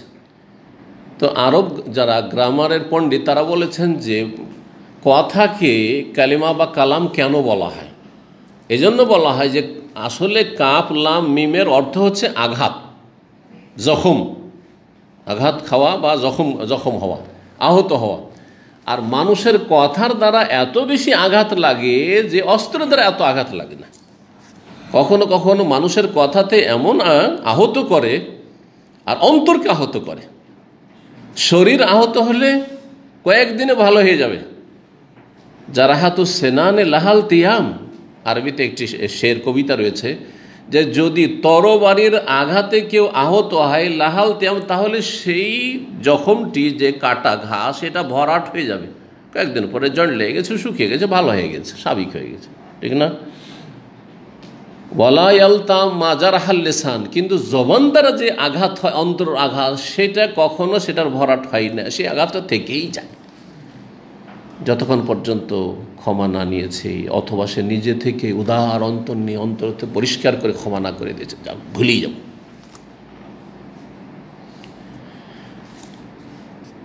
তো এখানে কালমা ওখান থেকে রয়েছে, এই কালিমা থেকে নোদাউল কালমা, আমরা ওষুধ পানি দিতাম, চিকিৎসা করতাম। যুদ্ধের ময়দানে মহিলারা কি করতো? বলছে আমরা মহিলারা নোদাউল কালমা, আহতদের কি করতাম? চিকিৎসা দিতাম বা পরিচর্যা করতাম। ও নাকুম আল মারদা, আর যারা অসুস্থ পীড়িত তাদের সেবা শুশ্রূষা করতাম। ফাসালাত উখতিন নবী সাল্লাল্লাহু আলাইহি ওয়াসাল্লাম, আমার বোন নবী সাল্লাল্লাহু আলাইহি ওয়াসাল্লামকে জিজ্ঞেস করেছে আলা ইহদানা বাসুন ইযা লাম ইয়াকুন লাহা জিলবাব, আচ্ছা আমাদের কারো কি কোনো অসুবিধা আছে যদি আমাদের কারো বড় চাদর না থাকে? বড় চাদর না থাকলে ঈদগাহে কেমন করে যাবে? কারণ ছোট ওড়না তো বাড়িতে চলে, বাড়ির ভিতরে, কিন্তু এই ছোট ওড়না দিয়ে, যেটা আজকাল এক শ্রেণীর মহিলারা একটু মাথাটা ঢেকে নিল, যদি ভালো হয় তাহলে মাথাটা ঢাকলো, আর না হলে সেটাকে কি করলো? একটু গলাতে ঝুলিয়ে দিল। এক সময় তো গলাতে ঝুলাতো, তো সামনের দিক থেকে ঝুলাতো যাতে করে বক্ষটা একটু আবৃত থাকে, এখন পিছন দিকে ঝুলাচ্ছে, গলা থেকে পিছন দিকে ঝুলাচ্ছে যাতে করে বক্ষ উন্মুক্ত থাকে, ঠিক না? আচ্ছা, ওর থেকে উন্নতি করেছে, বুঝছি এই ঝামেলায় রাখবো না, এই ওড়নেই রাখবো না। কথা বোঝা গেছে? এগুলো দেখে দেখে দেখে যুগের আবর্তন বিবর্তনে দেখে বললাম যে এই যে ওড়নার অবস্থাটা আর কি। একসময় ওড়নাকে একটু খুলে রাখতো, মানে ঢাকা করে, তারপরে ওটাকে জড়ো করে রাখতে শুরু করলো। বিভিন্ন স্তর গেছে, আল্লাহ মুস্তাআন, আল্লাহ হেফাজত করে। কিন্তু দাদি নানিদের আমলে যাদের একটু বয়স বেশি দেখেছেন, বড় বড় লম্বা চাদর, সুতি চাদর থাকতো, তখন বোরখা মোরখা ছিল না। বোরখা কোথায়? বোরখার প্রচলন তো এখন উঠলো, আর উঠলো তো আবার ফ্যাশন হয়ে গেল। বোরখা আবার ঢাকার জন্য না, এমন টাইট হয়েছে বোরখাতে দেখে বেশি ভালো লাগছে, এমন করে রেখেছে যে বোরখার কোমরখান কেমন হয়ে আছে, কোমরের ওপর কেমন হয়ে আছে, এইদিক ওদিক কেমন হয়ে আছে, সব বোঝা যাচ্ছে। আউযুবিল্লাহি মিনাশ শাইতানির রাজিম। এই বোরখাতে লাভ কি? এই বোরখা তো পড়তে বলা হয়নি। জি, বোরখা মানে ঢিলা পড়তে বলা হয়েছে যাতে করে কিছুই না বোঝা যায় কোন দিকে কি আছে না আছে। তো লম্বা লম্বা চাদর আমরা গ্রাম অঞ্চলে দেখেছি ছোটোকালে, এখন উঠেই গেছে। এখন যারা পর্দা নাসেন তারা বোরখা ব্যবহার করতে লেগেছে, পয়সা হয়েছে আলহামদুলিল্লাহ। বড় বড় চাদর দিয়ে এমন করে গোটা শরীরকে জড়িয়ে একেবারে টাকনা নিচে চলে আসতো ওই চাদর দিয়ে গোটা শরীর জড়িয়ে থাকতো, আর একটু ঘুমটা টেনে থাকতো, একটু কাত হয়ে দেখতো, একটু করে একটা চোখ দিয়ে দেখতে পেত। এটার নাম জিলবাব, এটার নাম হচ্ছে জিলবাব, লম্বা চড়া চাদর। বলছেন আমাদের কারো যদি লম্বা চাদর না থাকে তো আল্লাহ তাখরুজা, আমাদেরকে কোনো অসুবিধা আছে, গুনাহ হবে বা কোনো আপত্তি আছে এতে যে আমরা গেলাম না ঈদগাহে? কারণ লম্বা চাদর নাই, তাহলে কি করে পর্দা করব? ঈদগাহে যাব তো পুরুষদের নজর পড়বে। তখন নবী সাল্লাল্লাহু আলাইহি সাল্লাম কিন্তু এই ওজর কবুল করেননি যে হ্যাঁ, চাদর যখন নাই, লম্বা চাদর, পর্দার ব্যবস্থা নেই, বোরখা নেই, তাহলে যাবে না, কথা বলেননি। কি বলেছেন? কালা লেতুলবেসহা সাহেবাতুহা মিন জিলবাবিহা, তার কোনো বান্ধবী আছে, সঙ্গিনী আছে, বোন আছে, খালা আছে, ফুফু আছে, আশেপাশে যেসব মহিলারা আছে তাদের জিলবাব, তাদের বড় চাদর তাকে পরিয়ে দেবে। কারো দুটো আছে, একটা দিয়ে দেবে, যাও ঈদ পড়ে এসো। জি, ধার নিতে হবে। অনেক মহিলার বোরখা, 2, 3, 5টা বোরখা আছে, কোনো গরিব মহিলার বোরখা নেই তো ঠিক আছে, একটা চেয়ে নিয়ে যাবে, ঠিক সমাধান। এক সময় ছিল কাপড় ধার করা, জানেন কি না আপনারা এগুলোকে মনে করবেন যে এগুলো হচ্ছে উপন্যাস, কাল্পনিক ঘটনা। কাপড় ধার করা ছিল।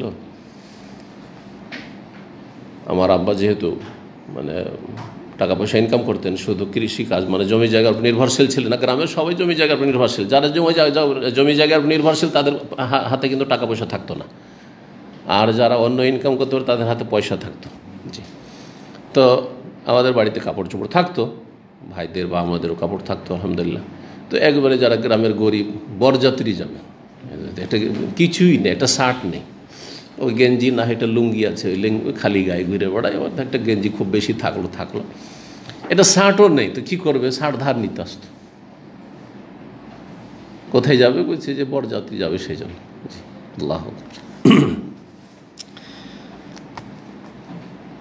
বলছেন যে কি করবে? তার বান্ধবী তাকে তার জিলবাব, তার বড় চাদর পরিয়ে দেবে। ওয়াল তাশহাদিল খায়রা, কল্যাণের কাজে হাজির হবে। ঈদগাহে হাজির হওয়া হচ্ছে খায়ের, কল্যাণ। ও দাওয়াত আল মুসলিমিন, আর মুসলিমদের দোয়ায় শরিক হবে। মুসলিমদের দোয়া মানে সম্মিলিত দোয়া না, কারণ অনেকেই এগুলোতে নিজেই বুঝেনি, ভুল বুঝেছে, আর না হলে মানুষকে পথভ্রষ্ট করেছে। দেখো দুয়ার কথা বলা হয়, তাহলে ঈদগাহে সম্মিলিত একসাথে মোনাজাত করতে হবে। একসাথে মোনাজাতের কথা কোথায় আসে রে বাবা? কথা বোঝা গেছে না? খতিব খুতবা পড়ছেন, দোয়া করছেন, খুতবাতে দোয়া করেন না? ওই দোয়াতে আমিন আমিন বলবে, ওতে হাজির হবে, তারপরে পুরো খুতবাটা শুনবে। এটা হচ্ছে খায়ের। একজন মহিলা মাসিক ঋতু থাকলে সালাত পড়তে পারলো না, ঠিক আছে, কিন্তু খুতবাটা তো শুনলো, আর তার মাতৃভাষায় খুতবা হচ্ছে। মাতৃভাষায় খুতবা দেওয়াটাই হচ্ছে ইসলাম। কারণ খুতবা মানে খেতাব, সম্বোধন করা, আর সম্বোধন আরবি দিয়ে বাঙালিকে কোনোদিন হবে না। সুতরাং আরবি খুতবা বাংলাদেশে বাঙালিদের মধ্যে পড়বেন, উর্দু খুতবা পড়বেন ইন্ডিয়াতে, পাকিস্তানে, এইটাই হচ্ছে সমাধান। কিন্তু আরবি পড়বেন, আরবি কি বুঝবে বেচারারা? ইন্ডিয়া, বাংলাদেশ, পাকিস্তানের লোকেরা আরবি খুতবার মন্ত্র, এই মন্ত্র পড়ে লাভটা কি? তো হিন্দুদের ওই বেদ পড়াই হলো, সংস্কৃত ভাষার বেদ পড়ে, আর সেই বেদের শ্লোক তো তারা কিছুই বুঝে না, কারণ সে সংস্কৃত ভাষা তো মৃত ভাষা, জনগণ তো হিন্দুরা কেউ বুঝে না। তো ওই রকম করে দিয়েছে আমাদের দেশের বেদাতিরা ইসলামটাকে। জি, হিন্দুদের ধর্মের মতো করে দিয়েছে, পাশাপাশি বাস করে। কিন্তু না, দিন ইসলাম প্রত্যেক মানুষকে বোঝার চেষ্টা করতে হবে। যে আরবিতে বোঝে না তাকে নিজের ভাষাই বুঝতে হবে, তাদেরকে নিজের ভাষাতে তাদেরকে জুমার খুতবা দিতে হবে, ঈদের খুতবা দিতে হবে। তো বলছেন কল্যাণে হাজির হবে। এখানে কল্যাণ বলতে জুমার না, ঈদের খুতবা, আর মুসলিমদের দোয়া মানে ইমাম যে দোয়া করছেন সেই দোয়াতে আমিন আমিন বলা, আর নিজেও দোয়া করা। ঈদগাহে হাজির হয়েছেন, এই দোয়াতে হাজির হবে, কিন্তু সম্মিলিত দোয়া নয়। ও ঠিক, কারণ কোনো প্রমাণ নাই যে রাসূলুল্লাহ সাল্লাল্লাহু আলাইহি ওয়াসাল্লাম ঈদে অথবা জুমাতে অথবা ফরজ সালাতের পরে সম্মিলিত মোনাজাত করেছেন, নবী সাল্লাল্লাহু আলাইহি ওয়াসাল্লাম দোয়া করছেন, আর অন্যরা আমিন আমিন করছে। একটিও হাদিস নেই, একটিও কোনো হাদিস নেই এরকম। এমনকি জয়ীফ হাদিসও নেই সম্মিলিত দোয়ার, জয়ীফ হাদিসও নেই সম্মিলিত দোয়ার, যে ইমাম দোয়া করছেন আর আমিন আমিন মুক্তাদিরা করছেন, কোনো দুর্বল হাদিসও নেই। তারপরে এই বেদাতকে গায়ের জোরে চালিয়ে যাচ্ছে, অন্যরা তো চালাচ্ছে, এক শ্রেণী কথিত আহলে হাদিসরাও চালাচ্ছে। আল্লাহ রাব্বুল আলামিন বিশেষ করে আহলে হাদিস যারা নিজেদেরকে নামকরণ করেছে তাদেরকে আল্লাহ বুঝার তৌফিক দান করেন।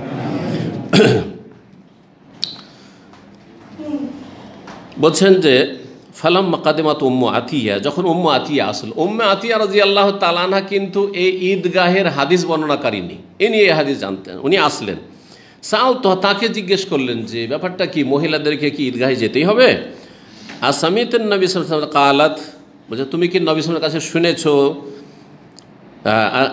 সাল তো আসামিতেন নবী সাল্লাল্লাহু আলাইহি ওয়াসাল্লাম, তুমি কি নবী করিম সাল্লাল্লাহু আলাইহি ওয়াসাল্লামের কাছে শুনেছো? কালাত, তখন তিনি বললেন, বে আবি, নাম, আমার পিতা, আমার আব্বা নবী সাল্লাল্লাহু আলাইহি ওয়াসাল্লামের ওপর উৎসর্গিত হোক। নবী সাল্লাল্লাহু আলাইহি ওয়াসাল্লামের নাম আসলে অনেক সাহাবী মহিলারা বে আবি ওয়া উম্মি, কেউ বে আবি আমার আব্বাকে উৎসর্গ করছি নবীর ওপর, আমার বাপ মাকে উৎসর্গ করছি, এভাবে বলতেন তারা। জি, ভালোবাসা প্রকাশের উদ্দেশ্যে। এটা নবী সাল্লাল্লাহু আলাইহি ওয়াসাল্লামের খাস। এটা কাউকে আপনি ভালোবাসেন, কোনো আলেমকে, কোনো শাইখকে বা কোনো কাউকে, আর সেই জন্য এইভাবে বললেন বে আবি উম্মি, এটা বলা ঠিক নয়। জি, নাম, হ্যাঁ আমি শুনেছি। ওয়াকানাত লা তাযকুরুহু ইল্লা কালাত বিআবি। আর উম্মে আতিয়া রাদিয়াল্লাহু তাআলা আনহা নবী সাল্লাল্লাহু আলাইহি ওয়াসাল্লামের কথা আসলেই, নাম আসলেই বলতেন বিআবি, আমার আব্বা তার ওপর কুরবান হোক বা উৎসর্গিত হোক। জি, সামিতুহু ইয়াকুল, আমি নবী সাল্লাল্লাহু আলাইহি ওয়াসাল্লামকে বলতে শুনেছি। কে বলছেন? উম্মে আতিয়া রাদিয়াল্লাহু তাআলা আনহা, প্রসিদ্ধ এই হাদিস। তাখরুজুল আওয়াতিকু ওয়া যাওয়াতুল খুদুর, বের হবে ঈদগাহে যুবতী মহিলারা। আওয়াতিক, আতিকাতুনের বহু বচন, ষোড়শী, 16 বছর বয়স, 18 বছর বয়স, এই যুগটাই সবচেয়ে বেশি পর্দার প্রয়োজন। এবং মুসলিম সমাজে সত্যিকার যারা মুসলিম, আদর্শ মুসলিম, সেই সময় সবচেয়ে বেশি পর্দা করে। কারণ এই সময় ফিতনার আশঙ্কা বেশি, বেশি।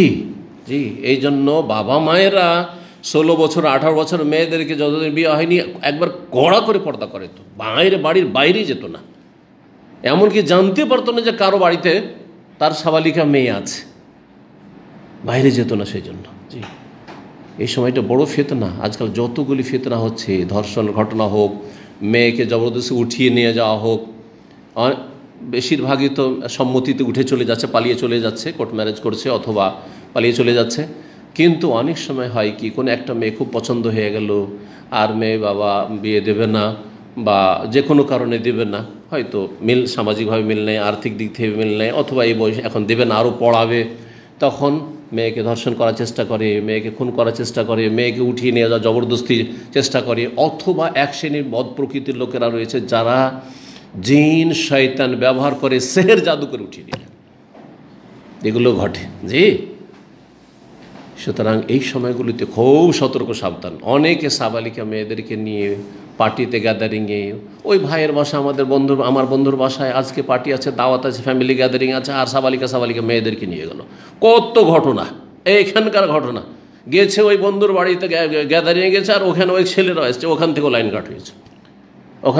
ঘাটিয়েছে। এদিকে মায়েরা গল্প করছে, ভাবি করছে, আর ওইদিকে মেয়েরা তখন ওইদিকে তাল দিচ্ছে। যে সতর্ক সাবধান, আপনি যখন বন্ধুবান্ধবের বাড়ি যাবেন, মেয়েদের ক্ষেত্রে সতর্ক সাবধান। যদি সেখানে পর্দা মেনটেন করতে পারেন তাহলে নিয়ে যাবেন, আর যদি না পারেন আর ফিতনার আশঙ্কা থাকে তো মেয়েদেরকে নিয়ে যাবেন না, সাবালিকা মেয়েদেরকে নিয়ে যাবেন না। আওয়াতেক, যাদেরকে সাধারণত বাইরে মোটেই নিয়ে যেত না আরবরা, মুসলিমরা, সাহাবায়ে কেরামগণ, সেগুলিকেও বের করতে বলছেন। তাখরুজুল আওয়াতেক, ষোড়শী যুবতীরা বের হইতো, ওয়াজাওয়াতুল খুদুর, পর্দা নসীন যারা, মানে সবসময় পর্দার ভিতরে থাকতো, পর্দার বাইরে মোটেই যেত না তারা। খিদর মানে হচ্ছে খিমা, তাঁবু, সবসময় তাঁবুর ভিতরে, মানে বাড়ির তাঁবুর ভিতরে, বাড়ির বাইরে মোটেই যেত না এইসব মেয়েরা। আউল আওয়াতিক জাওয়াতুল খুদুর, হ্যাঁ এইভাবে বলেছেন। ওয়াল হুইয়াজ, আর ঋতুবতী মহিলারাও ঈদগাহে যাবে। কারা? ঋতুবতী মহিলারা। বাকিরা তো যাবেই, মানে অন্য বয়সে বিবাহিতা, বয়স হয়ে গেছে 40, 50, 60, ওরা তো যাবেই। কিন্তু যাবে কারা? যুবতী, তারাও যাবে। যারা পর্দা নসীন, যাদের পর্দা থেকে বের করা হয় না, এখন বিয়ের বয়স হয়েছে, সুতরাং এখন পর্দার মধ্যে লুকায়িত রাখি এদেরকে, হ্যাঁ মণিমুক্তার মতো করে হেফাজতে রাখি। তারপরে যারা নাপাক অবস্থা আছে, সলাৎ পড়তে পারবে না, ঋতুবতী মহিলা, এমনকি তাদেরকেও নিয়ে যাওয়া হয়তো। ওয়ালিয়া শাহাদান আল খায়রা, তারা কল্যাণে উপস্থিত হবে, মানে ঈদের খুতবায় হাজির হবে। ওয়া দাওয়াতুল মুমিনিন, এবং মুমিনদের দোয়ায় শরিক হবে। ওয়ায়াতাজিল হুইয়াজুল মুসাল্লা, ঋতুবতী মহিলারা কিন্তু সালাতের স্থান থেকে দূরে থাকবে, এক সাইডে থাকবে, পৃথক হয়ে থাকবে। যতটা এলাকায় সালাত পড়ছে, সালাতের কাতারে একাকার হয়ে যাবে না, আলাদা হয়ে একটু বসে থাকবে, কিন্তু ঈদগাহের ভিতরেই থাকবে, ঈদগাহের ভিতরে থাকবে। ঈদগাহ মসজিদের মতো নয়, ভালো করে শুনে রাখেন। অনেকে কিন্তু বুঝে না, যার ফলে মনে করে যে মসজিদে দান করা আর ঈদগাহে দান করা সমান নাকি। মোটেই না। মসজিদের ফজিলত, মান বানা লিল্লাহি মসজিদান বানাল্লাহু লাহু বাইতান ফিল জান্নাহ, কেউ যদি আল্লাহর জন্য মসজিদ তৈরি করে তাহলে আল্লাহ তার জন্য স্পেশাল জান্নাতে ঘর তৈরি করবে। এই হাদিস ফিট করতে পারবেন আপনি ঈদগাহের ওপর? মোটেই না। সবের কাজ অবশ্যই জনকল্যাণমূলক কাজ, কিন্তু আপনি মসজিদের হাদিস ফিট করবেন আপনি ঈদগাহের ওপর? মোটেই না। পার্থক্য, এক পার্থক্য হইল। পার্থক্য কোন দিক থেকে? হ্যাঁ, মসজিদ কাকে বলে? তাহলে মসজিদ বলে যেখানে 5 ওয়াক্ত সালাত হয়। মসজিদ কাকে বলে? 5 ওয়াক্ত সালাত ভালো করে মুখস্থ করে নিন, কমপক্ষে 5 ওয়াক্ত পাঞ্জাগানা সালাত হয়। আর জুমা যদি হয় তো জামে মসজিদ, তাহলে 2 রকম জামে মসজিদ আর অক্তিয়া মসজিদ, 5 ওয়াক্ত সালাত হইতে হবে।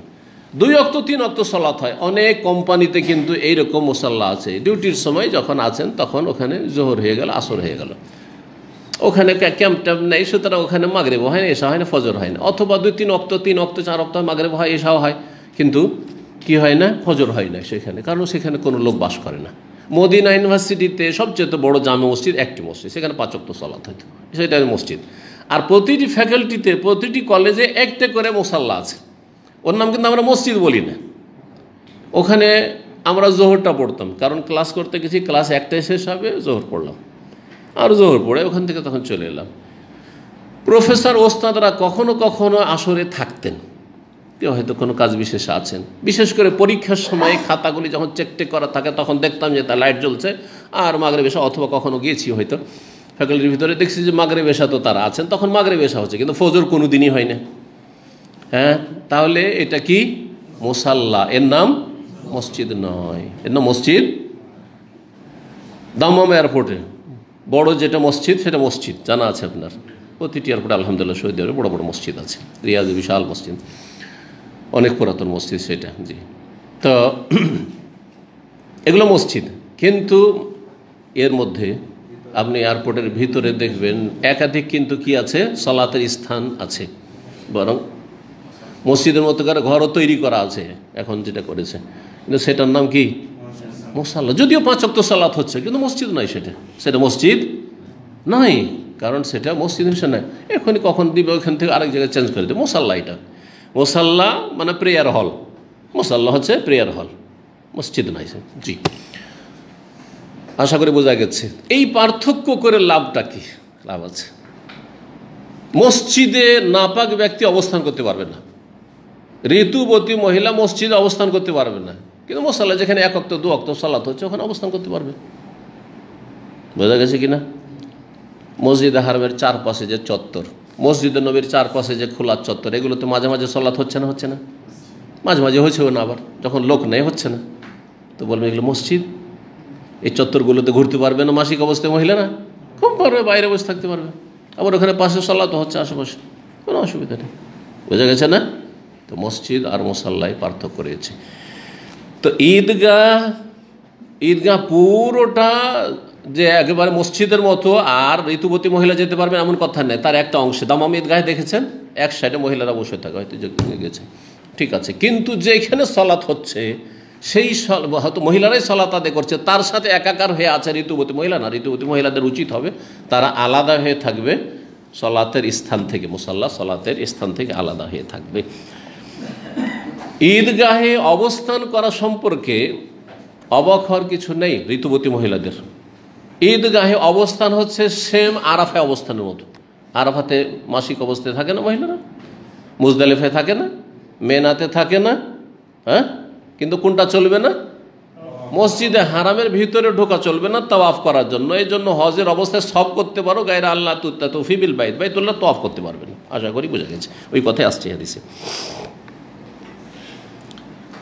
কালাত হাফসা, হাফসা বলছে ফাকুল, আমি বল আল হুইয়াত, এই হাফসা বিনতে সিরিন তাবেইয়া, তিনি অবাক হয়েছে উম্মে আতিয়ার কথা শুনে, যে আরে কেমন কথা হলো, ঋতুবতী মহিলা আবার ঈদগাহে যাবে, এটা কেমন কথা হলো, ও তো নামাজ পড়বে না, ঈদ পড়বে না, তাহলে কেন ঈদগাহে যাবে? তারপরে নাপাক, আল হুইয়াত ঋতুবতী মহিলা। জিজ্ঞাসা এখানে কালা ফাকালাত, বললেন উম্মে আতিয়া আলাইসা তাশহাদু আরাফা ওয়া কাযা ওয়া কাযা, তুমি কি দেখতে পাও না যে ঋতুবতী মহিলা মাসিক অবস্থায় আরাফাতে উপস্থিত হচ্ছে, ওয়াকাজা ওয়াকাজা মানে মুজদালিফা উপস্থিত হচ্ছে, মেনাতে উপস্থিত হচ্ছে, পাথর মারছে, জামারাতে উপস্থিত হচ্ছে না? ঠিক ওই রকমই। জি, এখানে আজকের আলোচনা শেষ করছি। আল্লাহ রাব্বুল আলামিন যেন আমাদেরকে ভালো কথা, সঠিক কথা বলার তৌফিক দান করেন, সমস্ত ভুল ভ্রান্তি থেকে আল্লাহ যেন হেফাজত করেন।